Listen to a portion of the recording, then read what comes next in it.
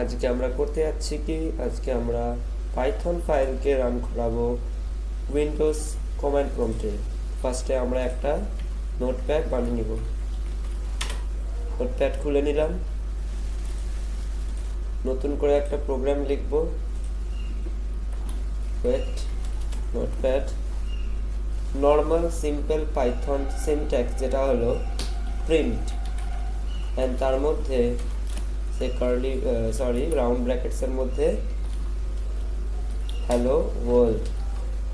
এটাকে আমি সেভ করলাম, সেভ করে রাখলাম অ্যাজ আ নেম program1.py, আর এটাকে আমি ডেস্কটপেই সেভ করে রাখলাম। তো এটা পাইথন ফাইল হিসেবে সেভ হয়েছে। এবার আমি খুলবো কি কমান্ড প্রম্পট খুলে আমি ডেস্কটপে আসবো। ডিআর করলে আমরা এখান থেকে ওর রুট ডিরেক্টরিতে পেয়ে গেলাম, সেখান থেকে আমাকে ডেস্কটপে আসতে হবে। সিডি ডেস্কটপ ডিআর করলে এর মধ্যে পেয়ে যাব।